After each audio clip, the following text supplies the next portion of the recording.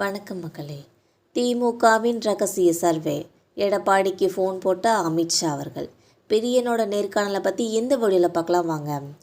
2026 சட்டப்பேரவை தேர்தலில் நடிகர் விஜய் எடுக்க போகும் முடிவு பல மாற்றங்களை பல கட்சிகளில் உண்டாக்கும் என்று மூத்த பத்திரிகையாளர் பிரியன் அவர்கள் தெரிவித்துள்ளார்.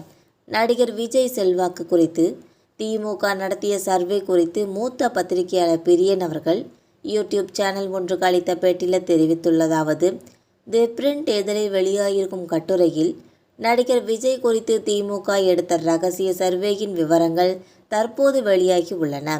தவேக, அதிமுக, பாஜக கூட்டணி அமைத்தாலும் கூட திமுக 50% வாக்குகள் வரை வாங்கும் என்று சர்வேயில் சொல்கிறார்கள். அதிமுக, தவேக, பாஜக கூட்டணி 35% வாக்குகளை பெறுகிறார்கள். தவேக அணி தனித்து போட்டியிட்டால் 23% வரை வாக்குகளை வாங்கி இருக்கிறது. கரூர் சம்பவத்திற்கு பிறகும் விஜய்க்கான செல்வாக்கு குறையவில்லை என்றும் வெளியாகியுள்ளன. அதற்கு காரணம் நடிகர் விஜயின் ரசிகர்கள் ஓட்டு அவரிடம் உறுதியாக இருக்கிறது என்பதுதான். பாதிக்கப்பட்டவர்கள் கூட நடிகர் விஜயை ஆதரித்துதான் பேசுகிறார்கள் என்பது குறிப்பிடத்தக்கது. ஆனால் கரூர் சம்பவத்திற்கு பிறகு அவருக்கு நடுநிலையாளர்கள் வாக்குகள் குறைந்துவிடும் என்று தோன்றுகிறது. நடிகர் விஜய் என்டிஏ கூட்டணிக்கு சென்றால் அவருக்கு பாதிப்பு தான். நடிகர் விஜயகாந்த் இருமுறை தேர்தலில் தனித்து போட்டியிட்ட பின்னரும் தான் கூட்டணிக்கு சென்றார் என்பது குறிப்பிடத்தக்கது. ஆனால் முதல் தேர்தலிலே நடிகர் விஜய் கூட்டணிக்கு சென்றால் அவர் மீதான மதிப்பு குறைந்துவிடும். அதிமுக, பாஜக கூட்டணி தனித்து போட்டியிட்டால் தங்களால் வெற்றி பெற முடியாது என நினைக்கிறார்கள். எனவே சிபிஐ விசாரணை வைத்துக்கொண்டு நடிகர் விஜயை கூட்டணிக்கு இழுக்க முடியுமா என்று அவர்கள் முயற்சி செய்வார்கள். என்டிஏ கூட்டணி அமைந்துவிட்டால் தமிழ்நாட்டில் பாஜக அணி, திமுக தலைமையில் பாஜக எதிர்ப்பு அணி அமைந்துவிடும். அப்போது தமிழ்நாட்டில் பாஜகவுக்கு இருக்கும் எதிர்ப்பு உணர்வு மக்கள் மத்தியில் பேசப்படும் போது அதை பாஜக அணியாகத்தான் செட் செய்வார்கள் என்பது உறுதி.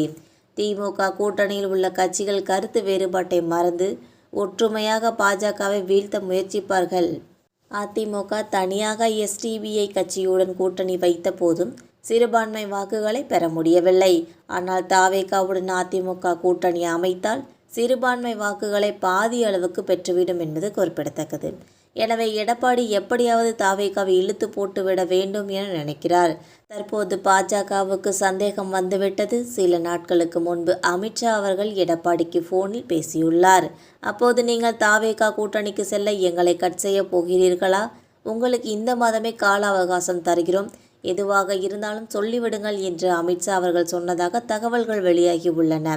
அப்போது எடப்பாடி அவர்கள் பாஜக கூட்டணியை விட்டு செல்ல மாட்டோம், நமது கூட்டணிக்கு தவேகாவை அழைத்து வர பேசிக் கொண்டிருப்பதாக சொல்லியுள்ளார் என்பது குறிப்பிடத்தக்கது.